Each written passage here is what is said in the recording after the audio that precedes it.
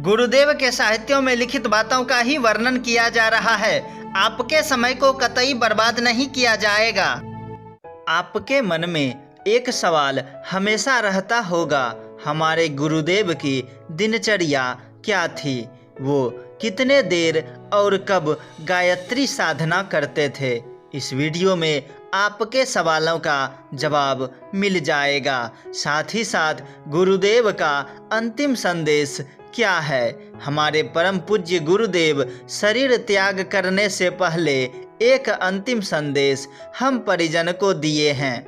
उस संदेश की भी चर्चा इस वीडियो में करने वाला हूँ, इसलिए वीडियो को अंत तक जरूर देखिएगा।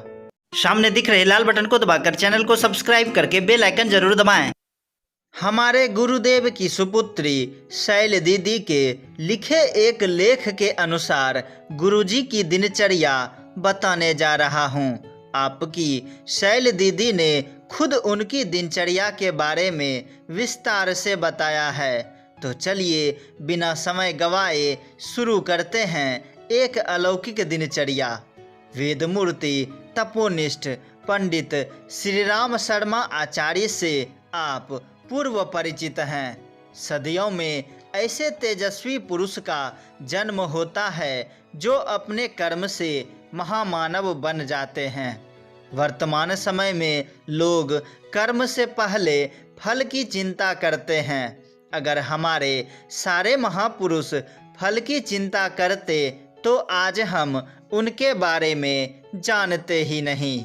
हम लोगों की प्रिय शैल दीदी कहती है कि हर परिवार में बेटी को ज़्यादा लाड़ प्यार अपने पिता से मिलता है। बेटियां भी अपने पिता का प्यार पाने के लिए ललायित रहती है। यह आम धारणा है कि बेटियां पिता की लाडली होती है। मेरे लिए माँ का प्यार भी एक बड़ा सौभाग्य रहा है, पर पिताजी का स्नेह पाने की ललक कितनी बलवती रही है मैं शब्दों में व्यक्त नहीं कर सकती। हमारे गुरुदेव बहुत व्यस्त रहते थे और शैल दीदी उनकी व्यस्तता से परिचित थी।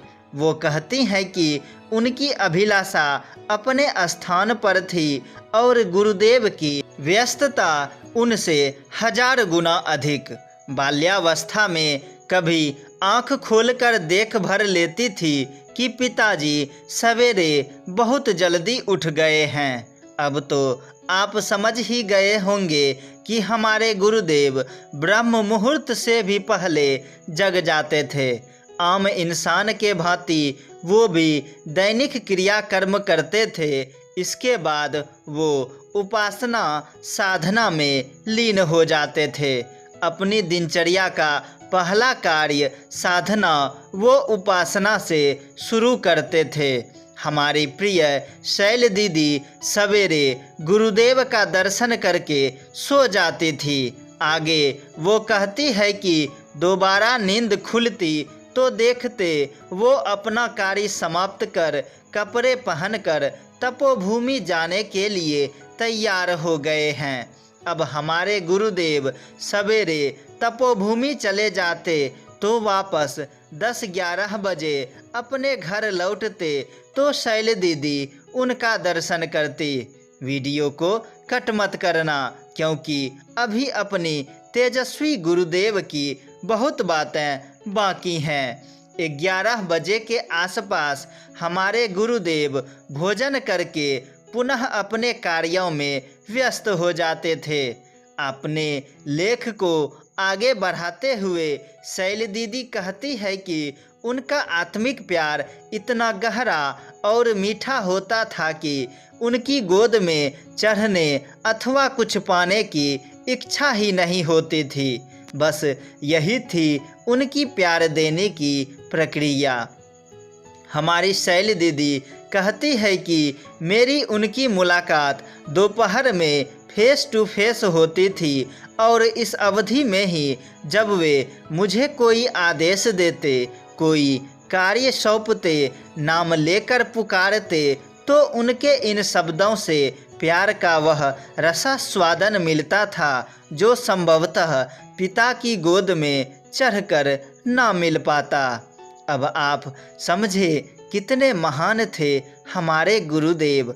अक्सर हम लोग काम से थक कर अपने परिवार वालों से, अपने बच्चों से प्यार से बातें नहीं कर सकते, लेकिन हमारे गुरुदेव कार्य करने के बाद इतने मीठे स्वर से शैल दीदी को आवाज़ लगाते थे कि उनका मन भर जाता था।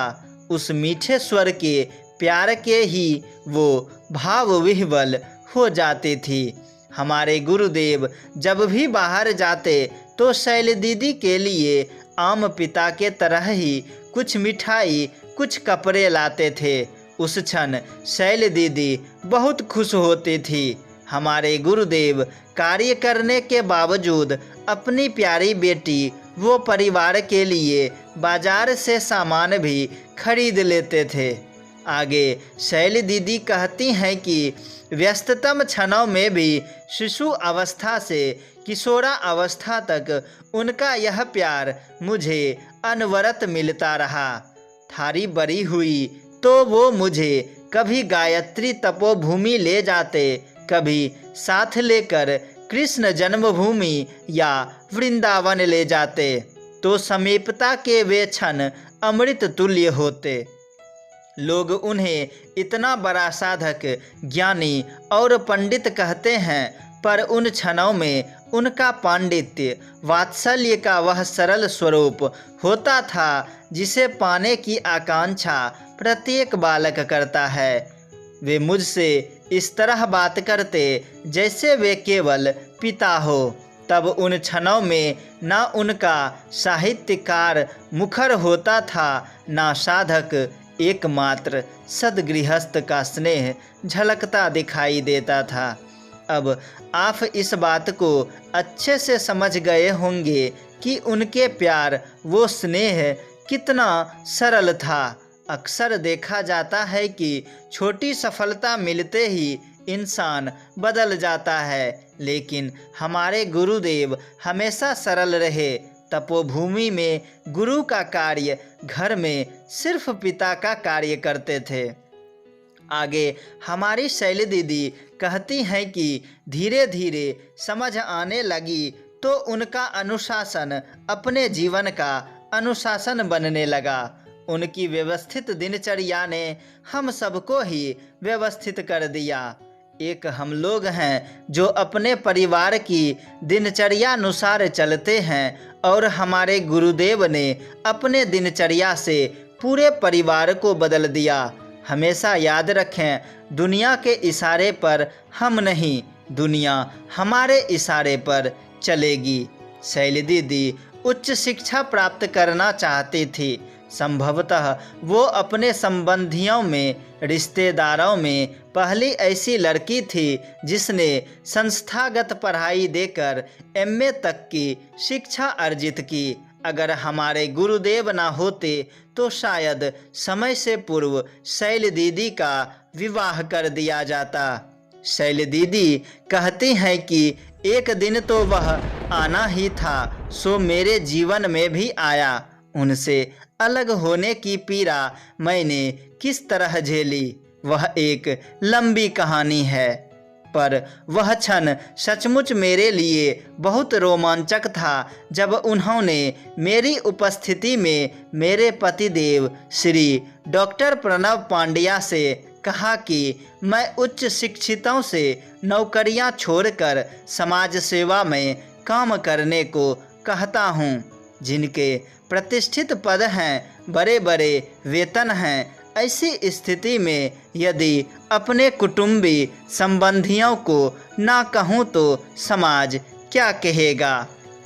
फिर क्या था, श्रद्धेय डॉक्टर प्रणव पांड्या जी शांति कुंज में ही गुरुकारी के लिए रुक गए तो आपने देखा हमारे गुरुदेव की दिनचर्या, सरलता, वो महानता। अभी वीडियो समाप्त नहीं, अभी तो शुरू ही हुई है।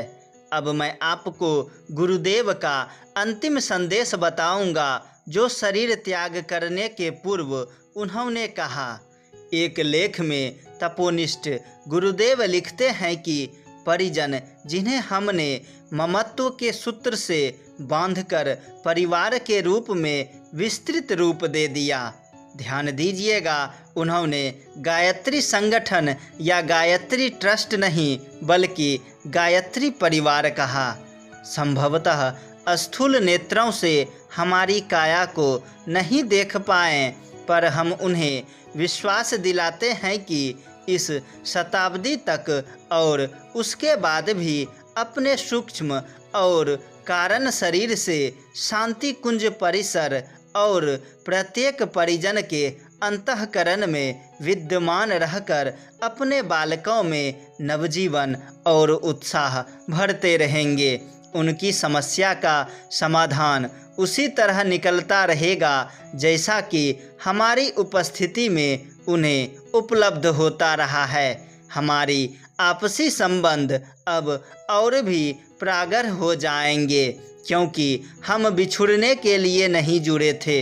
हमें एक क्षण के लिए भूल पाना आत्मीय परिजनों के लिए कठिन हो जाएगा। इसी निमित्त कायपिंजर का सीमित परिसर छोड़कर हम विराट घनीभूत प्राण ऊर्जा के रूप में विस्तृत होने जा रहे हैं। देव समुदाय के सभी परिजनों को मेरा कोटि कोटि आशीर्वाद। आत्मिक प्रगति की दिशा में अग्रसर होने हेतु अगणित शुभकामनाएं। आज आपने जाना हमारे गुरुदेव के पितृत्व प्यार व उनके अंतिम संदेश को। वीडियो को लाइक करके कम से कम एक गायत्री परिजन को जरूर शेयर करें। अपनी राय कमेंट बॉक्स में बताएं। मिलते हैं बहुत ही जल्दी अगले वीडियो में। तब तक के लिए जय माँ गायत्री, जय गुरुदेव। साथ ही साथ अपने सारे गायत्री परिजनों को कोटि कोटि प्रणाम।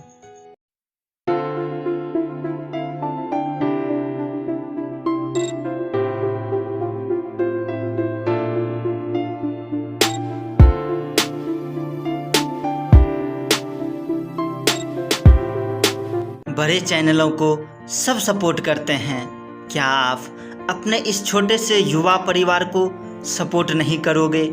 सामने दिख रहे लाल बटन को दबाकर चैनल को सब्सक्राइब करके बेल आइकन ज़रूर दबाएं और स्क्रीन पर दिख रहे नेक्स्ट वीडियो को ज़रूर देखें।